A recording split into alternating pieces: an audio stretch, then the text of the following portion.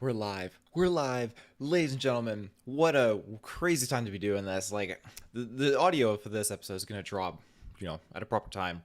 The video, if you're live with me, is just crazy.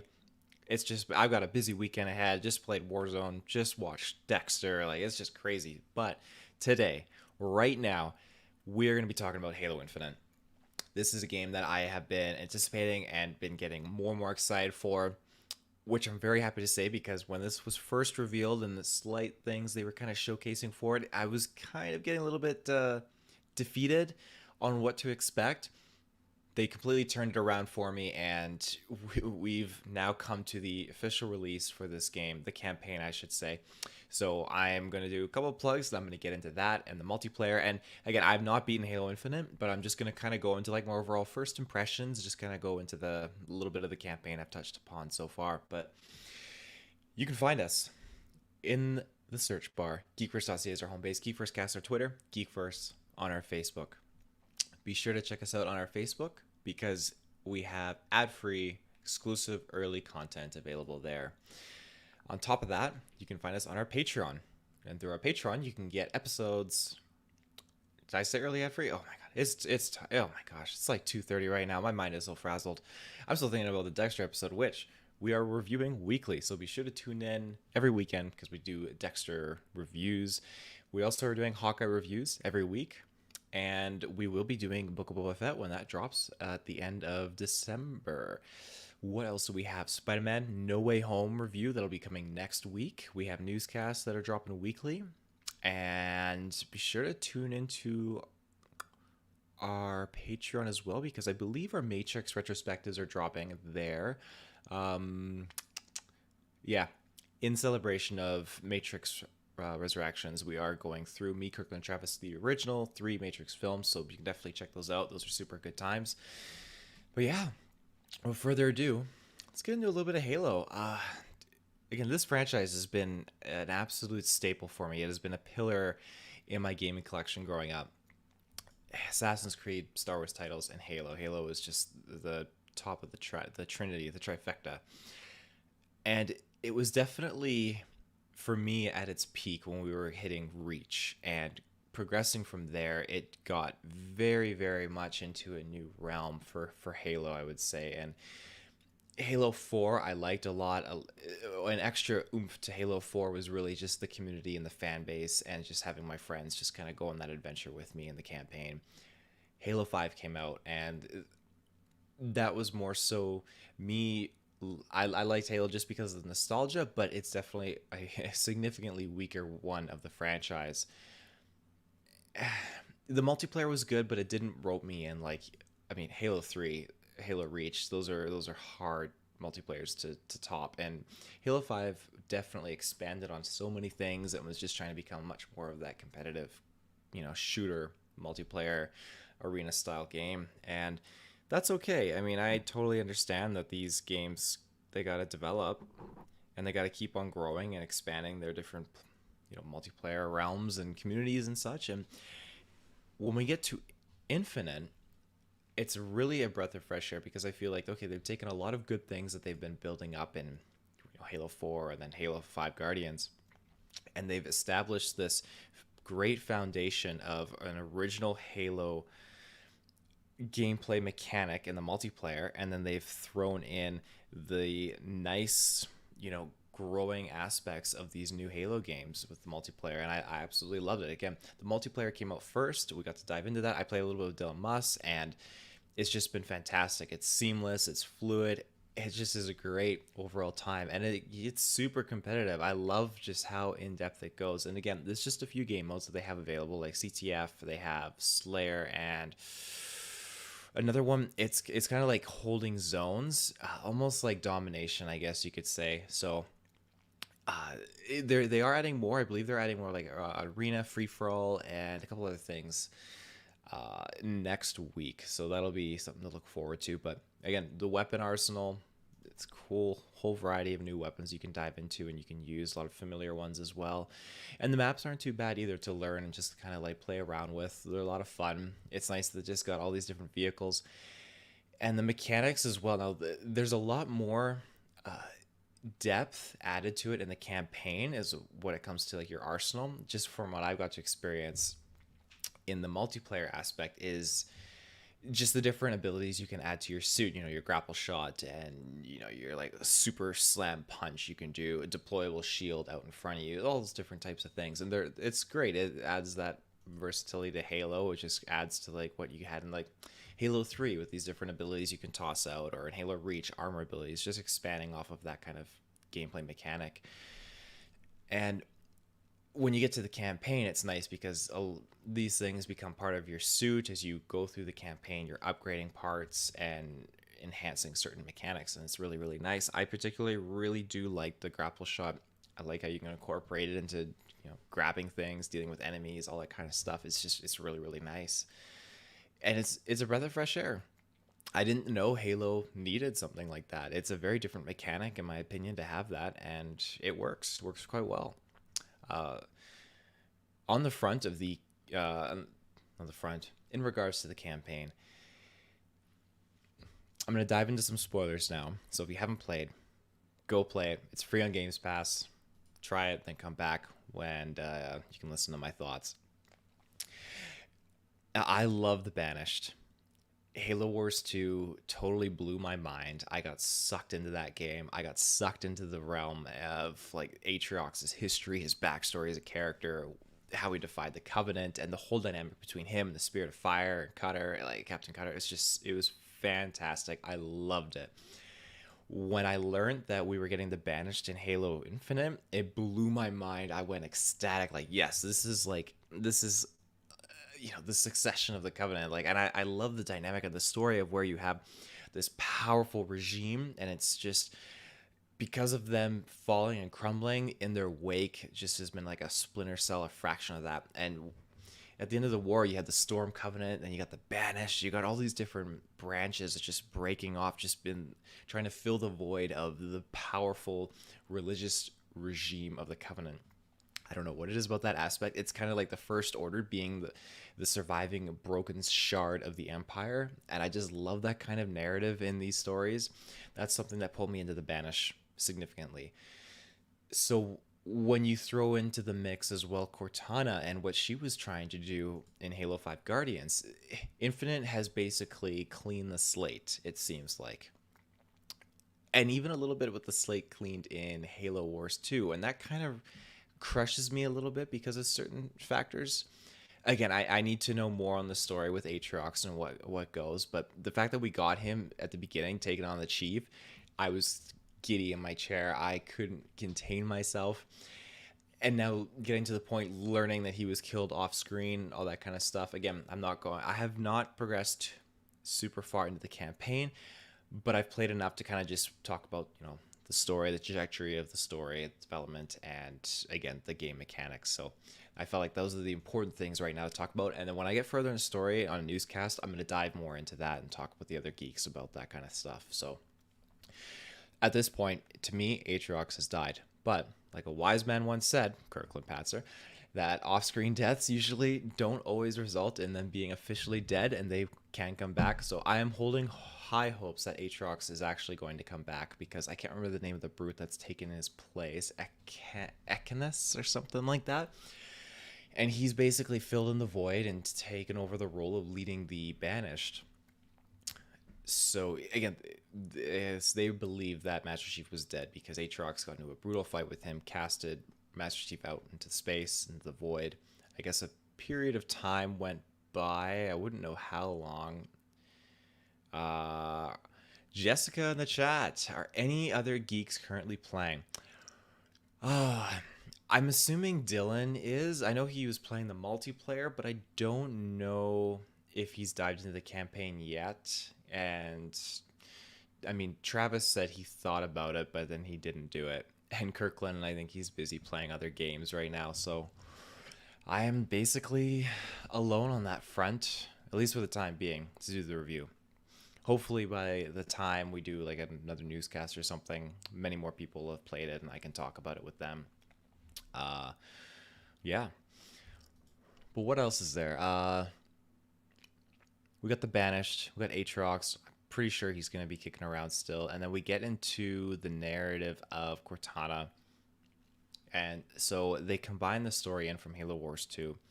Now they're bringing in the story from Halo 5 Guardians, and with that we see Cortana basically turning into 343 Guilty Spark. She's humming the same tunes, she's activating a Halo ring. It's getting a little bit crazy. Yeah, it's on Games Pass, Jessica. Definitely check it out. It is a good time. You gotta get. Oh, well, you know what? You got your gaming PC. Just set that up and get your Games Pass on there, Game Pass Ultimate, and you're good to go. Because yeah, that's the nice thing about all the Halo titles these days. They're all available cross-platform, Xbox and PC, so it's super nice. But yeah, the Halo ring was being booed up in this end credits scene by Cortana, and it's just getting a little crazy. So I'm going into this new Halo game thinking, okay, Cortana is going to be the big bad now, and it's all come full circle. The AIs are rising up against humanity and the Covenant. We see the Infinity, just on the constant run. You have these giant Forerunner, I can't remember the name of these Guardians, that are basically massive EMPs that can control solar systems at this rate, by the looks of it. They don't seem to be a significant threat anymore. Now, at the end of Halo Wars 2, we see one pop up on the Halo ring that was sent out with Professor Anders on it, and that was basically to replace the other Halo ring that was destroyed by Master Chief in Halo 3, I believe, which was also the one to replace the Halo ring that Chief destroyed in Halo 1, if I understand. Now, the Zeta Halo ring was sent out to replace one of, I think, the Halo... I'm not going to say it because I don't want to get it wrong, but the Zeta Halo ring is commissioned out to replace one of the other Halo rings, and the Banished have taken control of this Halo ring. So now you got to, obviously, the point of Infinity or Infinite, you're going there and you're basically trying to learn its secrets. Right off the hop with this game, again, you use the cinematic of the pilot rescuing Master Chief and everything. We saw that prior, and we get to experience that again in the game, and it dives you right into an emotional journey. And I had tears in my eyes. My experience with Halo has always been such a sentimental journey of just really just sympathizing for Master Chief, because all these people are dying around him, and he's just, as they say in Halo 4, soldiers aren't machines, they're just people. And he is just he is a human in this body of armor, and as he's going through space trying to get to do his duty, he glides past like a dead body floating in space and like moves it to the side. And I just, even though he's got the helmet on, I can feel the energy. I know it's just a video game, but I can feel this energy emanating from him of just like the sadness of being with this, like, it's just to have these people die doing their duty, and just hoping that they didn't die in vain, and not letting their deaths be a waste or anything like that. And so he pushes on and gets to the point where, okay, yeah, you learn about the dynamic with Atriox, and it just starts to, teach you about the new mechanics, dealing with the grapple shot, all these different things. And again, you get that nice original classic Halo vibe. Again, this felt so much like, okay, we're back in Halo. This is peak. We're going through like the trajectory, like point A to point B, a couple little extra things on the way. It just felt great. And the graphics are fantastic. It doesn't disappoint. There is one con I've realized, that you cannot replay these missions of the campaign, which is definitely unfortunate. And I know the campaign is not co-op, which again is another problem, but I believe co-op will be coming at a later date, I think. Don't quote me on that. I know that they were wanting to work on it, the campaign as an experience, and so they can, like Halo 5, cut out certain other things, but we'll see what happens in the coming months for Halo Infinite. Skull hunting is just a pure amount of joy. I am definitely resorting to just YouTube videos, because again, you can't replay the missions, so I'm making sure as I go through each mission, I'm making sure it counts, that I can get these skulls, because I don't want to just have to replay the whole campaign to get to like mission 4 and redo it. So the hunt is super cool. I love using the grapple shot to get to these certain hard to reach areas and just finding it. Again, you got like a radar scan kind of thing. Oh, excuse me, moi. Almost like an eagle vision from Assassin's Creed kind of thing. It just like pulsates and it kind of populates different things like enemies and guns and all that kind of stuff. Very cool feature to have. Very fitting for Master Chief. What else is there that we got? A lot of cool new weaponry. very, very enjoyable to use. And I'm, of course, always playing through Legendary. Got to go through Legendary campaign runs with Halo. There's no other way to do it, but it definitely is a nice test of your metal of going through these experiences. Again, you got like the grunts coming at you. You got brutes picking up grunts that are live with grenades, plasma nades, and the brutes are throwing them at you. It's freaking hilarious. There's a whole bunch of other cool mechanics. The different jackals, grunts, all that kind of stuff is great. And again, I've fought a few elites and stuff like that, but it's mostly brutes, which makes sense with the banished and such. What else do we got? You know what? Maybe I'm just gonna mark a quick ad break here. Seems like a good time. And we're back. So what else do we got that I can dive into?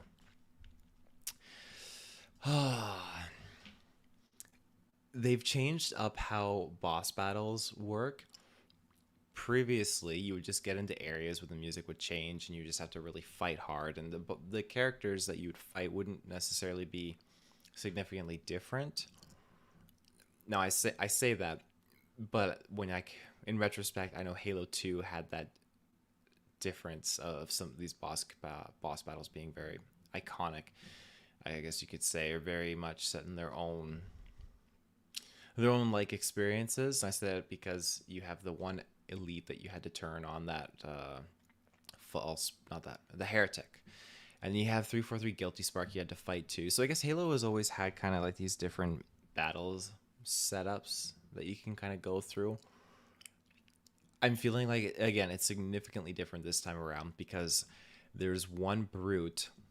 To get access to this elevator you had to fight, and he's jetpacking around, and he is such a pain in the ass on Legendary. You gotta take out his shields and then just pop shots into him, and then if you stop, his shields recharge. He's got a grenade launcher that's literally like a 2 to 3 shot and you're dead.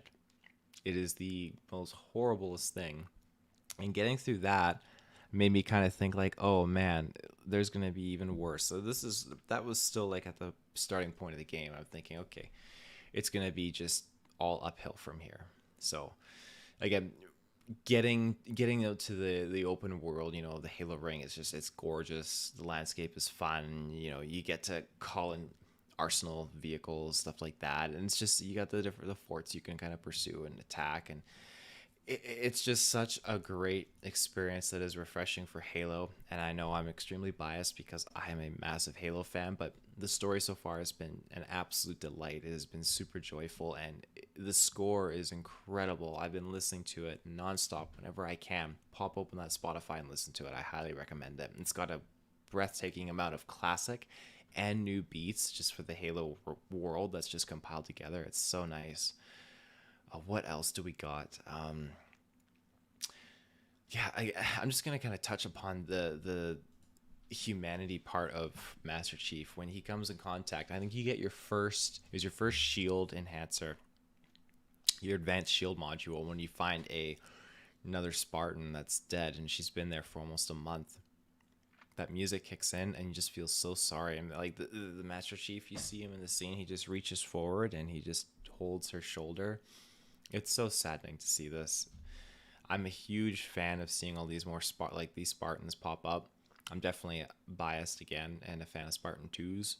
Spartan 3s sneak in there as well. I like Spartan 3s. Spartan 4s, not for me. Not my jam.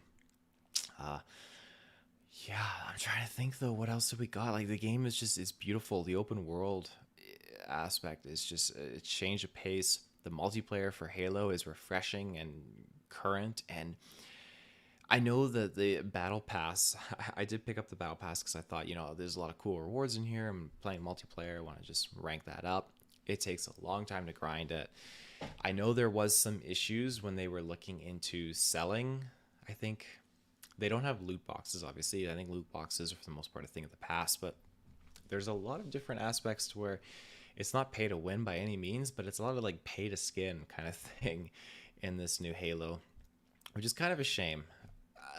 The battle pass is $10 and it gives you access to a lot of different things and customizations, but it is unfortunate because I feel like a lot of stuff is heavily based on money in there, and that's fine. Like, You can go in, you can play it, and it's not any kind of a takeaway, but it is fun to go in and have a cool looking warthog decked out.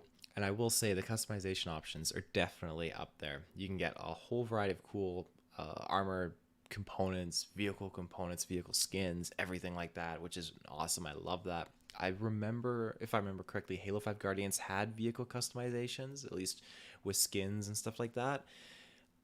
Previous Halo games did not, but again, Halo Reach multiplayer definitely set the bar really high for customizations. Again, you got like your Halo 3 and stuff where you could change the different armor your Spartan was wearing, but then when you get to Reach, you just get to dive headfirst into the aspect of different shoulder pads, different visor, different helmets, all that kind of jazz, and it's just super cool. So that's definitely the case here. In this battle pass, they do, funny enough about Reach, they have Reach armor packs or armor sets you can get throughout the battle pass, but it takes a hell of a long time just because it's a grind, but it's fun. You know, ranking up is great. Progression system is good. Leveling up and unlocking new skins for guns and everything is super fun. But yeah, I'm trying to think if I missed anything else. It's a fantastic game, and I cannot wait to get invested more into this world and to deep dive into it. I guess I can speak on to Cortana a little bit. So, again, as I said before, we know, okay, she was activating the Halo rings, going a little bit loosey-goosey, 343 style. We have another variant AI here who was sent to go in and replace or imitate Cortana and erase her, essentially. It seems like that worked, and now this new AI is basically our companion. She was programmed to delete herself after the fact that she deleted Cortana, but she did not. She ended up getting bugged out or something, and she's still kicking around. And now Master Chief is kind of like just showing her all these new things and teaching her things, so she's getting all kind of caught up to speed. Excuse-moi. It is tire time right now. Tire time. The UNSC Infinity is kaboom, which is super, super sad. But again, I feel like this is them not shafting, but just kind of cleaning their palette, cleansing the table off. They've done away with, I mean, the UNSC Infinity. They've done away with the storyline of Cortana. They've done away with the plot line of having Aatrox as the main bad guy so far. I'm holding my breath for that one. The Banished is the main thing to deal with here, and I doubt we'll get the Arbiter in this, but I would love to see the Arbiter just kind of square off and go up against these Banished leaders with Master Chief. It would just be so cool because the Banished is the massive threat. And for anyone that hasn't played Halo Wars 2 or doesn't really know this, the Banished were... Aatrox was the one who was sent out on hell missions like the Arbiter. He always came back though when he wasn't supposed to, but him and his clan, his tribe would go out, his pack would just go to town and fight. The Covenant realized that he became more of like a symbol that could show resistance and durability, I guess, and they wanted to put a stop to that. So they commissioned him to be executed. He said no, and he rose to power. He started recruiting more and more people into his, I guess, his splintered cell, and more and more of these races started joining and more troops started joining him. So while the Covenant was fighting humanity near the end of the war of the Halo rings, they were also fighting the Banished. And the Banished, again, looked at it, okay, like false prophets, that kind of stuff, and were much more on point with everything. The Banished were raiding Covenant stock rooms and armories. So by the time you get to Halo Wars 2, you're dealing with the Banished at their peak of power. Again, I'm glad we got to see more of that in Halo Infinite, where we see, okay, the Banished have multiple ships in their fleet, and not just one massive former Covenant cruiser like carrier that we see gets destroyed in Halo Wars 2. They've got a massive fleet that they're dealing with, and they're set. The amount of weaponry and arsenal they have is just legendary. So I don't blame that guy saying, hey, to Master Chief, we got to get out of here. Like, we can't take on the Banished. It's just us. But no, we can't. We're the Master Chief. We can do it. But yeah, I think that's it for my general first thoughts and impressions. Like this game is absolutely incredible. It's legendary, and I'm loving every single second of it. I'm not going to give it a rating now. If we have to talk about it at a later date. I'll definitely give a numbered rating at that point in time. All I can say now is, yeah, it's on Games Pass. It's great. The multiplayer is super fun. The campaign is absolutely awesome. Play it on Legendary, hunt those skulls, and just enjoy the story for what it is, because it's a breathtaking, emotional story so far. The characters, you connect to them, and Master Chief is just he's Master Chief. He's just great to be associated with and to play as, and it's just a great time. But yeah, a lot of the customization and everything, and the campaign, and just the upgrade system and everything like that, it's great. And I'm gonna be playing this game for a long time to come. So yeah, I think that is all I got. Yeah, so thank you for tuning in. If you're listening to this not live, then hope you enjoyed on the podcast feed. But yeah, until next time, I am Taylor, and I'll see you in the search bar. Have a good one.